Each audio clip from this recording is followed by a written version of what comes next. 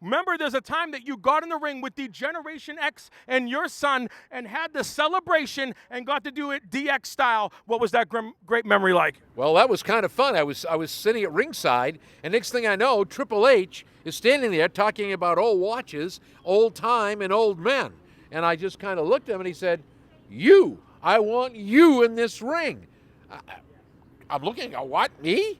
So I got up, I went over the rail, I get in the ring, and next thing I know, there I am with the Generation X, and I can't tell you how that felt. That was fabulous, if I could use the word. And then they said to me, you're going to have to do it. If you don't like it and you're not down with it, then we got 2 words for you. Boom. And that was it. Johnny Fabulous.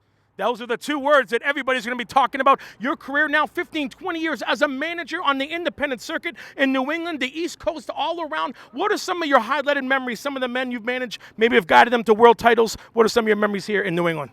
John Walters comes to mind right away. John Walters, in my opinion, is another Dean Malenko. John now is no longer in the business.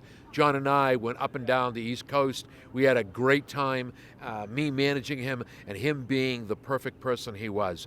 John was an outstanding wrestler. I've just had the opportunity now to manage the Kingpin himself, Brian Malonis, outstanding human being, great individual, hard worker. I've got the anti-Americans, as you can see at APW. We've got a Canadian, I've got an Arab, and I've got people that just want to kill them both. So, it's really been fun. Walter stands out. I've managed thousands of these young men and women on the indie scene, and we've had the opportunity, and I have had the opportunity to work against some of the names and legends: Mick Foley, Ric Flair, Tito Santana, Tatanka. I just am so honored, Rick Martel, to be able to get into that ring. Hacksaw Jim Duggan.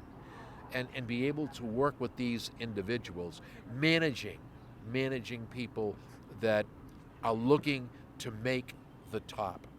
And as Walter Kowalski used to say, you know what? Shoot for the moon, and who knows, on the way up you just might grab a star. But it's been a great trip. It's been a wonderful adventure. I am so thankful to these young men and women for allowing me to be part of their lives. I just did a show in Indiana for children with terminal illness, cancer, and those who are disabled.